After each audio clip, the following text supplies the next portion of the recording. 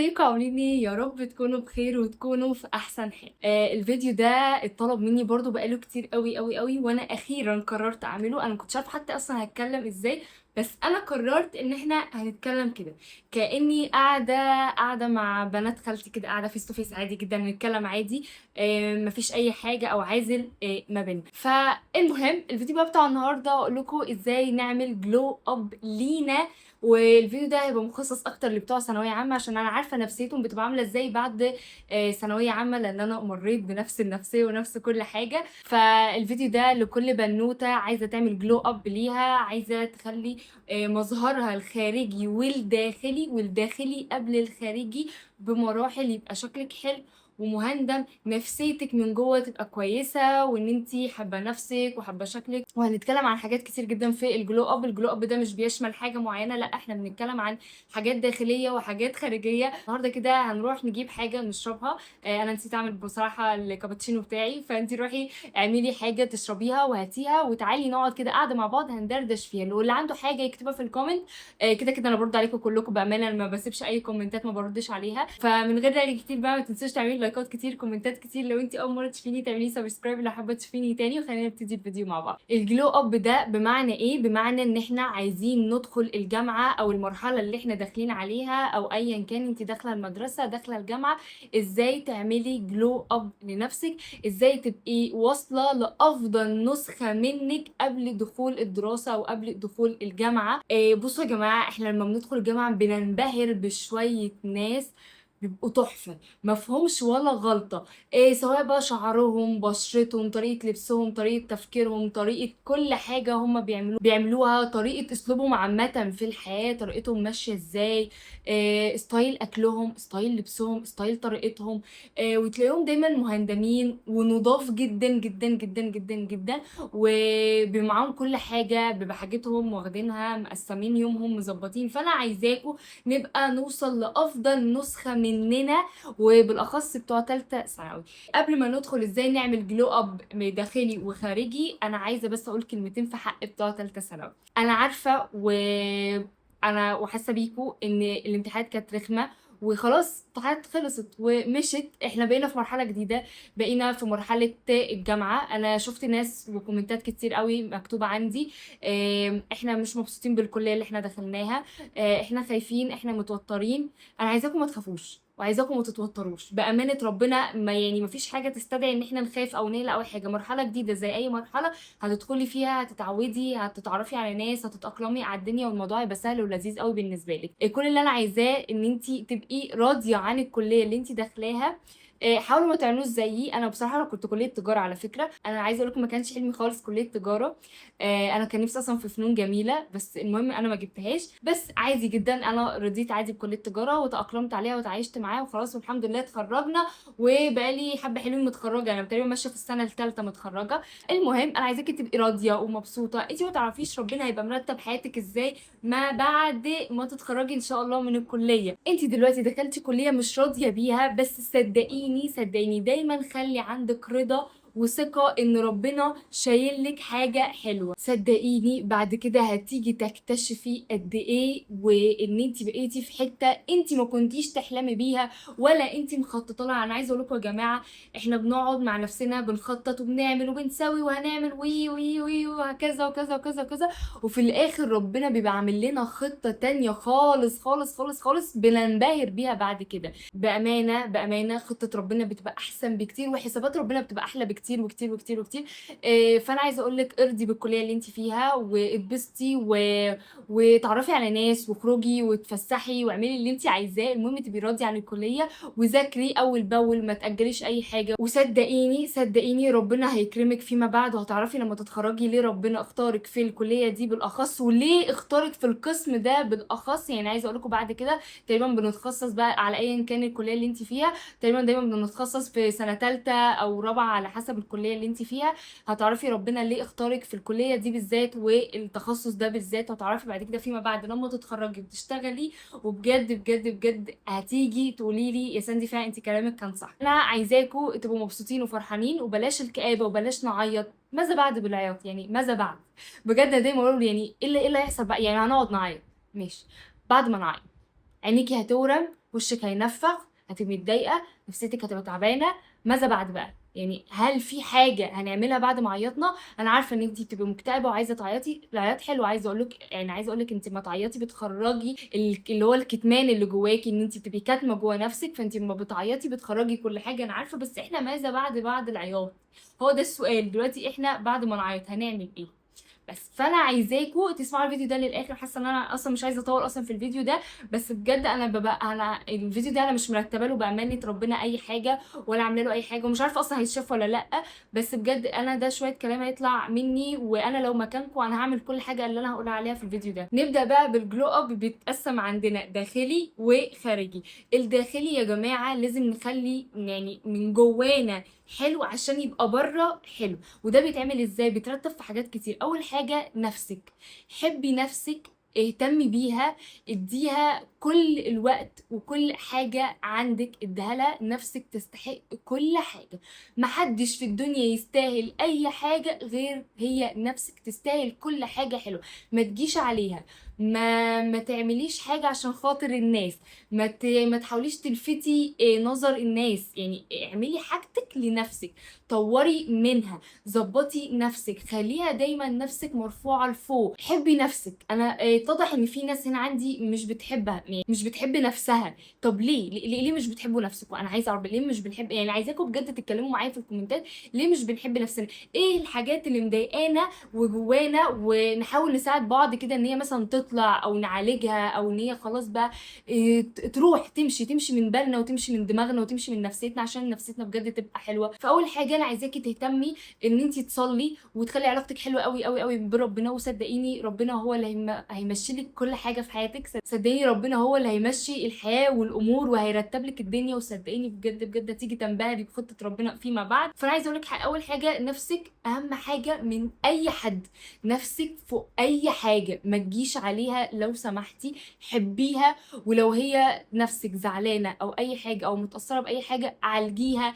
اقعدي اتكلمي مع نفسك، اقعدي شوفي نفسك بتحب ايه، بتكره ايه، بتعمل ايه، بتسوي ايه. وما تخليش حد يجي عليكي. لو سمحتي ما تخليش حد يجي عليكي مهما كان هو مين. محدش يجي عليكي ابدا ابدا. محدش يجي عليكي ويضغطك في اي حاجه ايا كان. في حاجه اسمها لا، وده المفروض يتعمل في فيديو تاني خالص. يا جماعه خلينا نمشي كده بكونسبت اللي هو بنقول لا. لا يعني لا. يعني الخروجه احنا خارجين اصلا مش عارفه ايه وانتي ما بتحبيش الناس دي، لا انا مش هخرج معاكم. ما تجبريش نفسك ان انت تخرجي خروجه انت مش حابه الناس اللي فيها. ما تجبريش نفسك ان انت تبقي في مكان شغل انت اصلا مش حابه، انت مش حابه نفسك تكون فيها. انت في مكان بجد شغل، لو انت بجد في مكان شغل ومش حباه ما تمشيش منه غير لما تكوني جبتي اخرك من الشغل، بلس كمان تكوني لقيتي شغل تاني. ما ينفعش تسيبي شغل وانت ما عندكيش شغل تاني. يعني هتقعدي تعملي ايه؟ تطوير النفس. تطوير النفس. اتعلمي اي مهاره. انت دلوقتي دخلتي كليه مش عاجباكي، اتعلمي بقى اي مهاره. لو بتحبي الكتابه اكتبي. لو انت من الناس على فكره اللي بتحب تالف قصص، بتعمل وبتكتب الحاجات دي، اكتبي. لو انت بتحبي الرسومات ارسمي واتجهي بقى لحته الرسومات والكلام ده. بتطلب على فكره في شغل كتير جدا. لو انت بتحبي تصوري زي صوري. لو انت بتحبي تعملي مثلا افكار اكل وكده اعملي. لو انت بتحبي مثلا لو بتخرجي كتير وبتسافري كتير اعملي فلوجات. الناس بتحب الفلوجات جدا. اعملي الحاجه اللي دايما هتحسي ان انت نفسك بتبقى مرتاحه وانت بتعمليها. انا عايزه اقول لكم انا اكتر حاجه في حياتي بحبها التصوير. انا بحب دايما افتح الكاميرا واقعد اصور. عايزه اقول لكم انا زمان لما بفتح فيديوهاتي القديمه ببقى منظري بجد، انا ببقى عايزه امسح بجد الفيديوهات. بس دايما بفتكر ايام زمان واول مره اتكلمت فيها في الكاميرا كنت بتهته. كنت مش شكلي كان افضل حاجه. كان في حاجات كتير قوي عايزه تتظبط، بس ما استنيتش لما كل حاجه تتظبط. على راي الدحيح ما تستنيش المكتب يتوضب عشان نبتدي المذاكره، ما تستنيش الاوضه تتنظف علشان نبتدي نعمل الحاجه اللي احنا عايزينها. ابدأي. انا عايزاكي تاخدي الخطوه وابدأي من النهارده. يعني ابدأي من اللحظه دي. ما ينفعش تتفرجي مثلا على فيديو والفيديوهات تقعد تقول لك في فيديوهات اولا تشجيعيه قوي. انا عايزه اقول لكم انا كان بيبقى عندي الهوجه دي قوي. اتفرج مثلا على فيديوهات تشجيعيه قوي قوي قوي وهعمل واسوي وي وكذا وكذا وكذا وكذا وكذا. خلاص بقى ونبدأ بقى من بكره بقى الصبح بقى. بكره الصبح الساعه مثلا 6 7 الصبح انا هصحى وهعمل واسوي وانيل وي. وفي الاخر بنفضل نايمين عادي جدا في السرير. انا عايزاكي ما تعمليش كده، انا عايزاكي تاخدي الخطوه دلوقتي. يعني ما ينفعش تنفذيها بكره. انت لو هتنفذيها في بكره، لا لو سمعتي اقفلي الفيديو ده بقى خلاص كده، والكلمتين بتوعتي ما تسمعهمش، ما يعني مش هيفيدوكي خالص لو انت هتبتدي فعلا من بكره. انا عايزاكي تبتدي من النهارده. ابداي شوفي انت عايزه ايه، شوفي اقعدي مع نفسك. انا عايزه اقول لك دلوقتي روحي روايه الاوضه. لو انت لسه صاحيه افطري فطار حلو. اعملي اي حاجه انت بتحبيها، روايه اوضتك واقعدي مع نفسك، شغلي شمعه واقعدي بجد بجد حتى لو ل5 دقايق او دقيقتين 3 اقعدي مع نفسك. انا بكره ايه وانا بحب ايه المهارات اللي انا بحبها، ايه الحاجات اللي انا بحب اعملها، ايه الحاجات اللي انا ما بحبهاش، ايه الحاجات اللي انا بخاف منها. وعايزاكم الحاجات اللي انتوا بتخافوا منها جربوها، جربوها يمكن بتطلعوا ما تخافوش منها. دي كده تاني حاجه، ان احنا بنطور نفسنا من اي حاجه. اللغه، لو انت بتحبي تتعلمي لغه اتعلمي لغه، تعلمي لغه. يا لهوي بجد لو اتعلمتي لغه واشتغلتي كول سنتر مثلا، اللي هو لغه انجليش بقى، الماني، اسباني، تركي، ايا كان، هيروغليفي، صدقيني بيبقوا محتاجينهم كتير جدا جدا جدا. وفي مصر الشغلانه دي موجوده جدا في مصر، ومرتباتها عاليه جدا، بتبقى ستارت من 20,000 اصلا. عايزه اقول لكم يعني، فعايزه اقول لكم ان انت تطوري من نفسك وتشتغلي في حاجه حلوه، صدقيني بجد هتفرق معاكي انت كمان، هتتبسطي قوي من نفسك. تالت حاجه الاكل، ظبطي اكلك. انا مش بقولك امشي على نظام الدايت الهيلثي قوي قوي قوي، لا، ظبطي نسب الاكل بتاعتك، ظبطي الاكل بتاعك. يعني بدل ما ناكل طبق مكرونه قد كده، لا ناكل حبه مكرونه قد كده.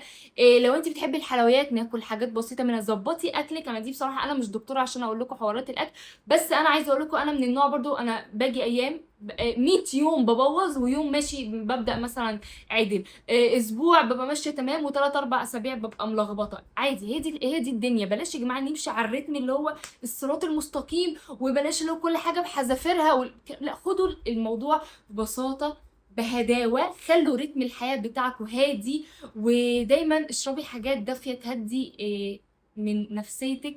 ودايما اقعدي مع نفسك اتصالحي معاها. لو انت مش بتحبيها، لا، انا عايزه اقول لك اقعدي مع نفسك اتصالحي معاها، هتتبسطي جدا جدا جدا جدا جدا. شوفي نفسك انت بتحبي ايه واعمليه. وملكوش يا جماعه، معلش بقى، ملناش دعوه بطريقه تفكير الناس، وملناش دعوه بطريقه لبس الناس، وملناش دعوه واراء الناس. دي اخر حاجه ممكن نفكر فيها، بأمانة ربنا. آراء الناس فينا آخر حاجة ممكن نفكر فيها. يعني مش عارفة أقولك إيه، بس بجد مالكيش دعوة بالناس.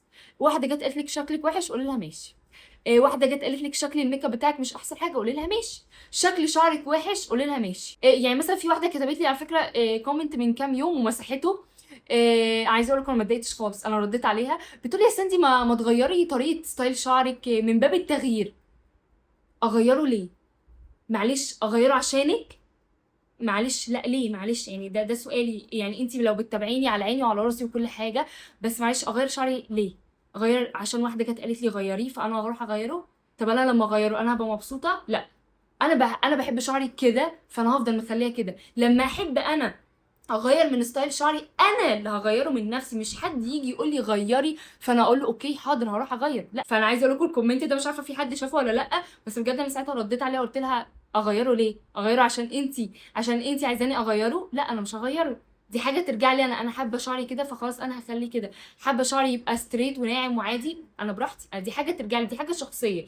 خليكي دايما حره، محدش يقول لك سين وجيم، مالكيش دعوه بحد. بجد بجد احنا الشعب المصري بيموت في التدخل، بيموت في الفضول، بيموت في اللي هو بجد. انا بحس الشعب المصري ده دايما بجح بجد. يعني في اشخاص بجد يا جماعه بيجي يقول لك ايه ده ستايلك وحش، ايه ده شكل البلوزه دي عليكي وحشه، ايه ده شعرك مش عارفه ايه ده ما تغيري شكل شعرك، ايه ده ما تخسي، ايه ده انت تخينه قوي، ايه ده انت اكلك مش عارفه ايه، انت طريقه اكلك. انتوا مالكوا؟ ما كل واحده تخليها في حالها، ما كل واحده حره. كل واحده يا جماعه براحتها، كل واحده تاكل بالطريقه اللي تحبها، كل واحده تلبس بالطريقه اللي هي بتحبها، كل واحده تخلي مظهرها باللي هي بتحبه، طريقه اسلوبها باللي هي بتحبها. انت مالك؟ ما عارفين يا جماعه بجد لو كل واحد يخليه في حاله، صدقوني الامور هتبقى حلوه جدا، والدنيا هتبقى حلوه قوي قوي قوي قوي بجد. بلاش التدخل، بلاش. عندك كلمه حلوه قوليها للي قدامك، مش عندك اسكتي.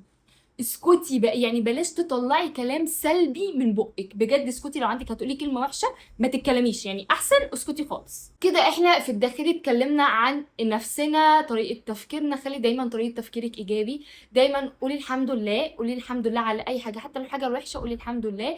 اشكري ربنا على طول، صدقيني. خلي تفكيرك يبقى ناضج، تعرفي بتفكري ازاي. فدي الحاجات اللي هتساعدك من جوه. فنيجي بقى للبوينت التانية وهي الخارجي. انا عايزه اقول لك، لو انت عايزه تخلي صحتك بامانه حلوه وحاجه مجانا، حاجه بامانه هي مجانا، احنا مش هنشتري حاجه. اشربي ميه.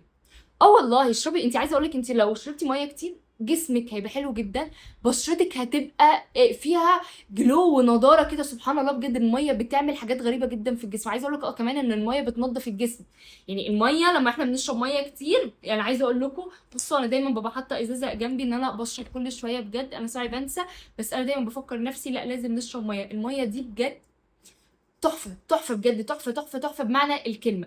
فدي اكتر حاجه كده ببلاش بجد، يعني اعملوها بجد، اشربوا ميه. بشرتنا، شعرنا، جسمنا، ايه تاني، الميك اب، الشعر والنظافه، كل حاجه في الخارجي بتاعنا.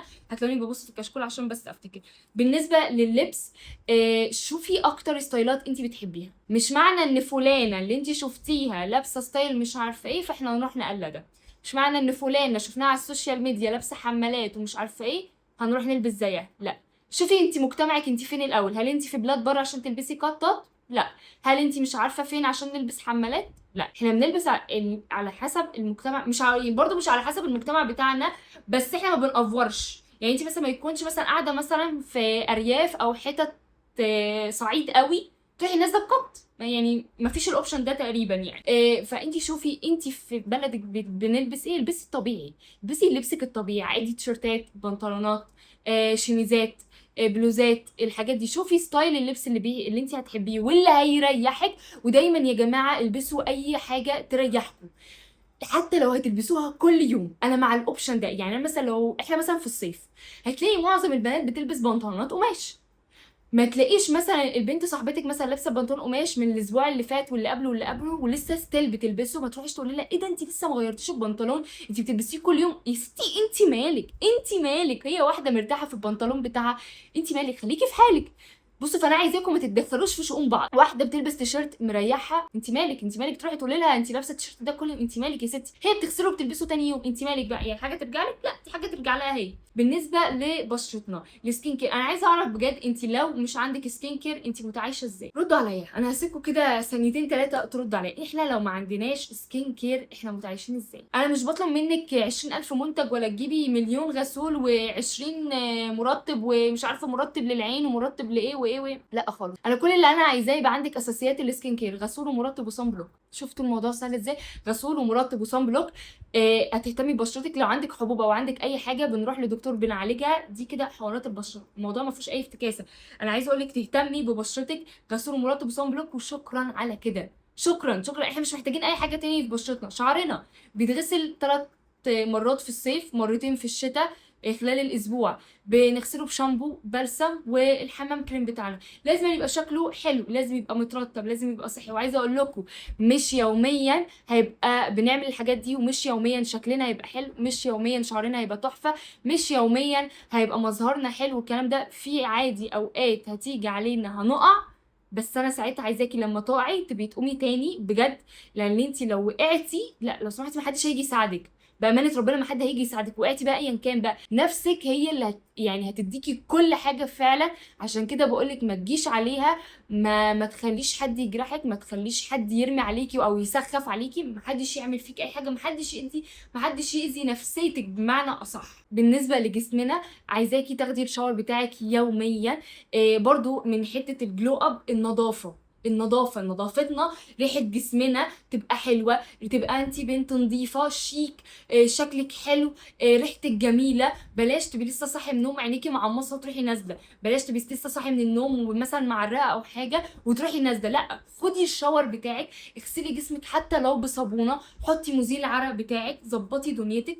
ودايما يا جماعه انا عايزه اقول لكم، ريحه جسمنا بتبقى طالعه عن حاجتين، ريحه الاكل او الاكل بمعنى اصح اللي بيدخل جسمنا فبيعمل ريحه وبتطلع، فالجسم بيطلعها في صوره ريحه مش حلوه على حسب نوع الاكل اللي انت بتاكليه. والعرق طبعا يعني مرتبط بالاكل برضه، تمام. فانا عايزه اقول لك اهتمي بجسمك من جوه ومن بره. نغسله وننضفه حلو جدا، وبنعمل ازاله شعر. بنهتم بجسمنا، ازاي تخلي جسمك يبقى صحي وتاكلي اكل صحي، دي حاجه برضو ترجع لك. عايزه تخلي حياتك صحيه مش حياه دايت. الدايت يا جماعه حاجه والحياه الصحيه حاجه. الحياه الصحيه انت بتاكلي اي حاجه انت عايزاها بس بكميات، عشان بس يعني نختصر الحوار على بعض. بالنسبه للميك اب، لو انت ما بتعرفيش تحطي ميك اب، اليوتيوب ما خلاش. بأمانة ربنا اليوتيوب بجد بجد ما خلاش. اليوتيوب يعني بصوا، اليوتيوب دلوقتي انت لو عايزه تتعلمي اي حاجه في الدنيا، اليوتيوب. اليوتيوب بجد بيساعدك على اي حاجه، على اي حاجه حرفيا. تطوير نفس، ترشيح كتب، فيديوهات ميك اب، فيديوهات شعر، فيديوهات سكين كير، فيديوهات ميك اب، فيديوهات اي حاجه، تطوير الذات، حب النفس، ايا كان فيديو. هتلاقي اليوتيوب بجد مخلي حاجات كتير جدا جدا. بجد اليوتيوب اصلا ما خلاش حاجه. بأمانة ربنا أحسن حاجة ممكن تستخدميها في حياتك هو اليوتيوب. بيوفر عليكي حاجات كتير جدا. عايزة أي حاجة تتعلميها، اليوتيوب. نظام الأكل، نظام الصحة، تتفرجي على الناس ازاي بترتب يومها، ازاي بتظبط يومها، ازاي بترتب أفكارها. عايزة أقول لكم عشان تعملي جلو أب صح، بجد دي آخر حاجة هتكلم فيها. عشان تعملي جلو أب صح، خليكي بنت نظيفة مهتمية بحالك، مهتمية بنفسك، مهتمية بصحتك، بأكلك وشربك، مهتميه بشعرك، بجسمك، ببشرتك، بالميك اب، مهتميه بتطوير النفس، تتعلمي حاجه، تطوري من حاجه، تتعلمي لغه. دي بجد بجد بجد دي احسن حاجه ممكن تقدميها لنفسك، ودي احلى جلو اب بامانه هتعملوها. ابتدوا من النهارده، بلاش تاجيل لبكره، بلاش ناجل حاجه لبكره. اصل انا عارفه حوار بكره ده ما بيجيش. عايزه تبداي حياه صحيه، ابدايها من النهارده. عكيتي الصبح عادي، نبداها من الظهر عادي جدا. الموضوع سهل وبسيط. بلاش يا جماعه هنبدأ من بكرة، لما الساعة 7 تيجي، لما 8 بالظبط تيجي، لما مش عارفة ايه تيجي. بلاش بلاش بلاش بجد نستنى حتة بكرة، عشان هو بكرة مش هيجي. وبس كده يا حلوين، ده كان الفيديو بتاع النهاردة. يا رب تكونوا اتبسطتوا وتكونوا استفدتوا. عندكم اي سؤال اكتبوا لي تحت في الكومنتات، يعني قولوا لي بقى انتوا اتبسطتوا بالحلقة دي ولا لا. اشوفكم على خير في الفيديو الجاي. باي باي.